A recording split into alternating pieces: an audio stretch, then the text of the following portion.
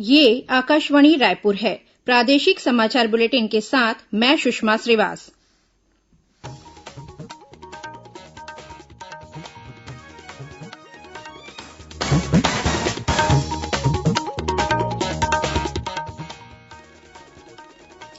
और अब पेश है आज के मुख्य समाचार। लॉकडाउन के कारण पैदा हुई परिस्थितियों के मद्देनजर सीबीएसई ने 9वीं से 12वीं कक्षा तक के पाठ्यक्रम में 30% की कटौती की है। विश्वविद्यालय अनुदान आयोग ने कहा है कि विश्वविद्यालय में अंतिम वर्ष की परीक्षा सितंबर के अंत में होगी। स्वास्थ्य विभाग द्वारा जारी नई सूची के अनुसार रायपुर सहित 105 विकासखंडों को रेड जोन घोषित किया गया है और डीजीपी ने सभी जिलों के पुलिस अधीक्षकों को गुंडों और हिस्ट्री शीटरों के खिलाफ सख्त कार्रवाई करने के दिए निर्देश।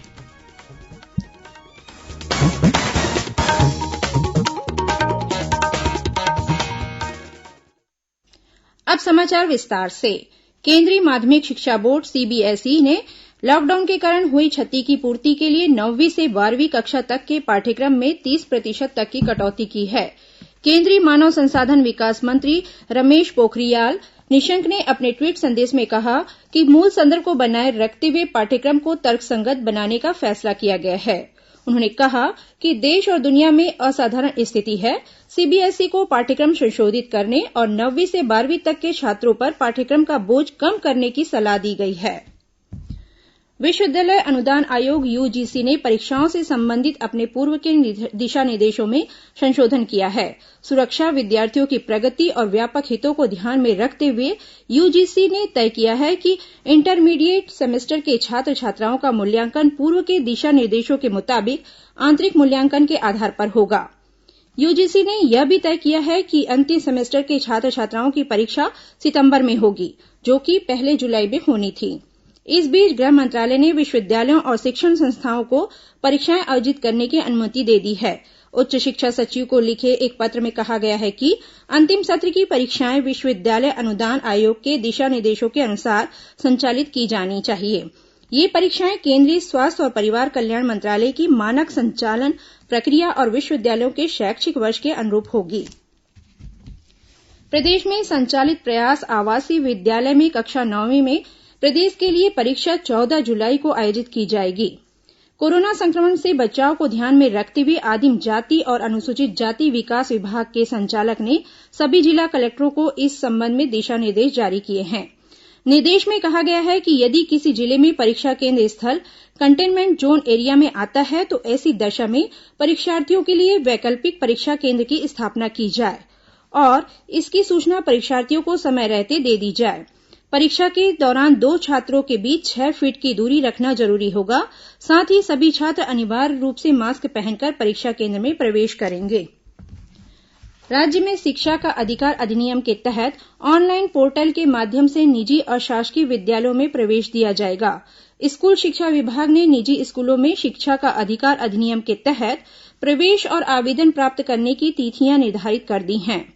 राज्य में चालू सत्र में प्रवेश के लिए शिक्षा का अधिकार अधिनियम अंतर्गत प्राप्त आवेदनों के लिए पहले चरण की लॉटरी 15 जुलाई को निकाली जाएगी। इसके लिए आवेदन प्राप्त करने की अंतिम तिथि 10 जुलाई निर्धारित की गई है। संचालक लोक शिक्षण ने जानकारी देते हुए बताया कि आवेदन फॉर्म भरने के संबंध में अथवा किसी प्रकार की समस्या होने पर हेल्पलाइन नंबर 01141132689 पर संपर्क किया जा सकता है। प्रदेश में कोरोना संक्रमित मरीजों की बढ़ती संख्या के बीच स्वास्थ्य विभाग ने रेड, ऑरेंज और ग्रीन जोन वाले विकासखंडों की नई सूची जारी की है। इस सूची के अनुसार रायपुर शहर सहित 105 विकासखंडों को रेड जोन में रखा गया है। वहीं 30 विकासखंड ऑरेंज जोन घोषित किए गए हैं। प्रति लाख जनसंख्या पर नमूनों की जांच दर कम होने की वजह से कुछ विकासखंडों को सक्रिय प्रकरण नहीं होने के बाद भी ऑरेंज जोन में शामिल किया गया है। कोरोना संक्रमण के सक्रिय मामलों की संख्या इनके दोगुने होने की दर और प्रति 1 लाख जनसंख्या पर नमूनों की जांच की ताजा स्थिति के आधार पर यह वर्गीकरण किया गया है। स्वास्थ्य विभाग के अनुसार यह वर्गीकरण बीते 5 जुलाई तक की स्थिति के आधार पर किया गया है। गौरतलब है कि इस सूची को प्रति सोमवार नए सिरे से वर्गीकृत किया जाता है।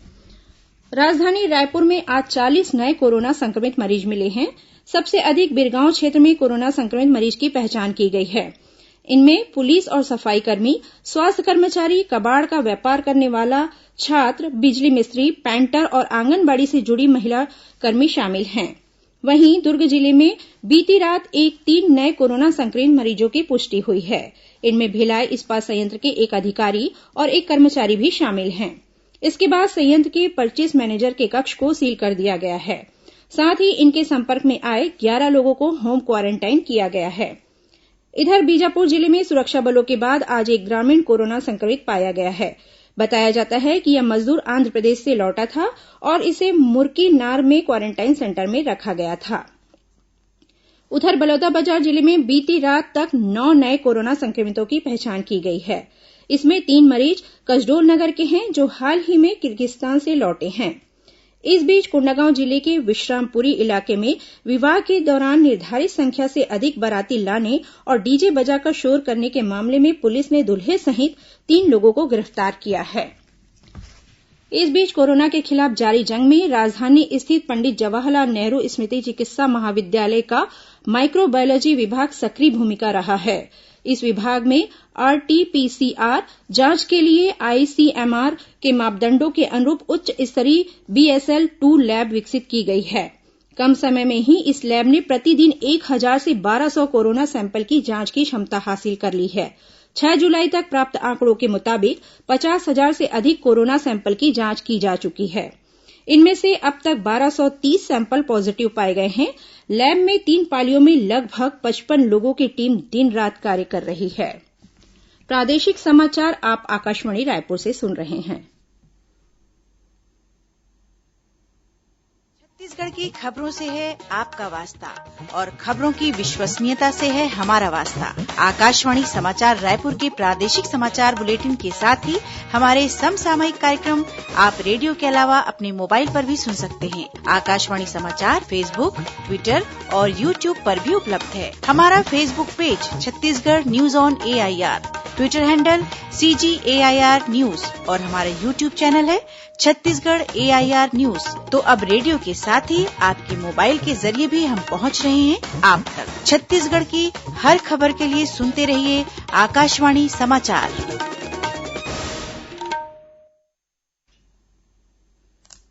और अब आगे बढ़ते हैं बाकी के समाचारों की ओर। प्रदेश के पुलिस महानिदेशक DM अवस्थी ने आज सभी जिलों के पुलिस अधीक्षकों के साथ वीडियो कॉन्फ्रेंसिंग के जरिए कानून व्यवस्था की समीक्षा की। इस दौरान उन्होंने कहा कि गुंडों और हिस्ट्री शूटरों के खिलाफ सख्त कार्रवाई की जाए।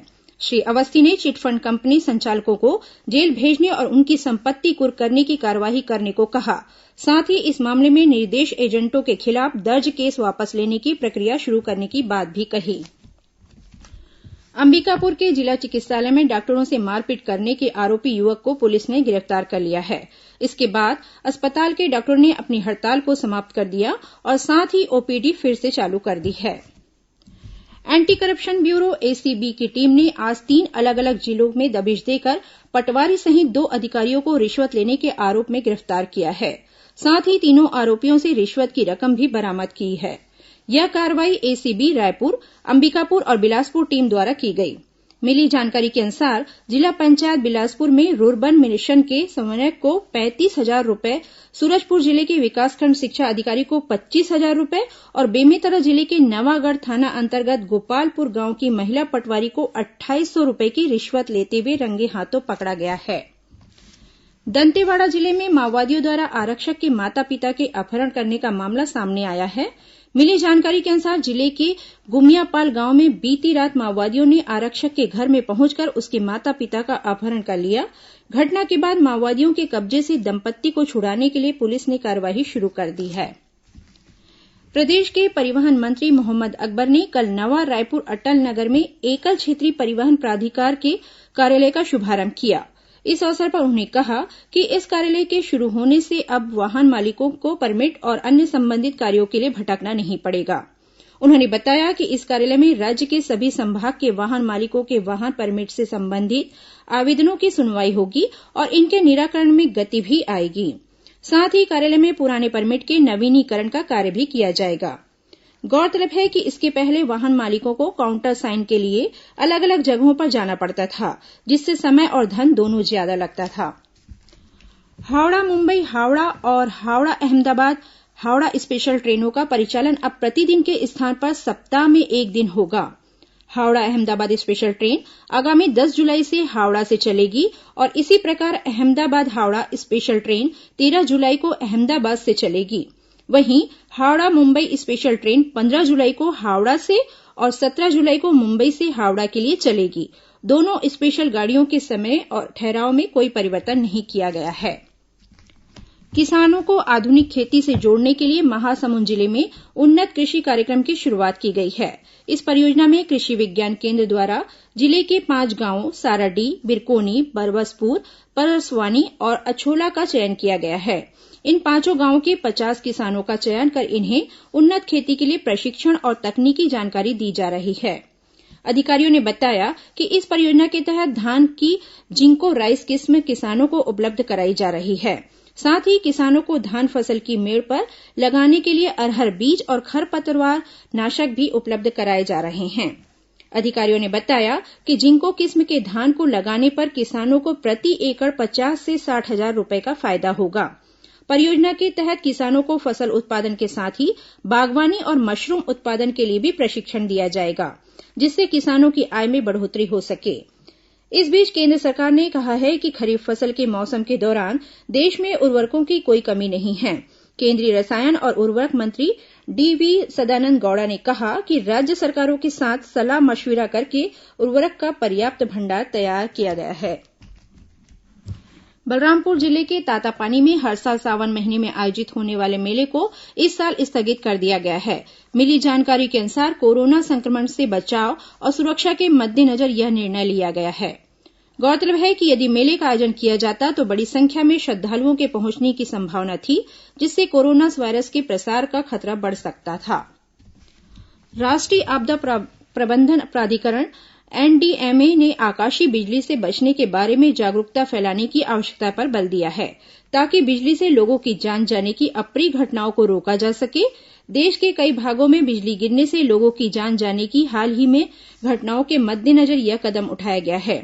आकाशवाणी से विशेष बातचीत में एनडीएमए के सदस्य कृष्ण वत्स ने बिजली गिरने के दौरान किए जाने वाले सुरक्षा उपायों की जानकारी दी। बहुत लोग वृक्ष के नीचे खड़े हो जाते हैं और उससे खतरा बढ़ जाता है। जब वृक्ष के आसपास वज्रपात होने की संभावना और ज्यादा हो जाती है।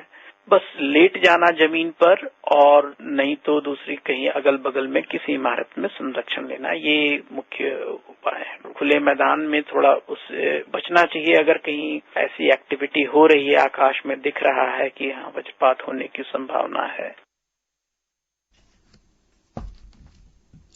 और अब पेश है मौसम का हाल। प्रदेश में अगले 24 घंटों के दौरान अनेक स्थानों पर हल्की से मध्यम बारिश होने अथवा गरज चमक के साथ छींटे पड़ने की संभावना है। वहीं 1-2 स्थानों पर आकाशीय बिजली गिरने और भारी बारिश होने की चेतावनी दी गई है। मौसम विभाग से मिली जानकारी के अनुसार प्रदेश के सीमावर्ती राज्यों और उसके आसपास बने निम्न दाब के क्षेत्र के कारण प्रदेश के अनेक स्थानों पर गरज चमक के साथ हल्की बारिश होने की संभावना है, जबकि बस्तर संभाग में 1-2 स्थानों पर भारी बारिश हो सकती है। अब कुछ खबरें संक्षिप्त में। कोरिया जिले के परसगड़ी मार्ग पर मनेन्द्रगढ़ थाना की पुलिस ने 2 क्विंटल गांजे के साथ 2 4-पहिया और 1 2-पहिया वाहन जब्त किया है। इस मामले में 4 लोगों को हिरासत में लिया गया है। वहीं महासमुंद जिले के चैनडीपा गांव के पास पुलिस ने राष्ट्रीय राजमार्ग पर एक व्यक्ति से 7 किलो गांजे के साथ 2 पहिया वाहन, मोबाइल और नगद राशि जब्त की है। इसी जिले के कुल्लू चौकी क्षेत्र में एक व्यक्ति द्वारा वृद्ध महिला की हत्या करने का मामला सामने आया है। राजनांदगांव जिले के घुमका से लगे कलेवा गांव में रकम दोगुना करने का झांसा देकर पार्षद से 5 लाख रुपए की ठगी करने की घटना सामने आई है। इस मामले में एक आरोपी को पुलिस ने गिरफ्तार किया है।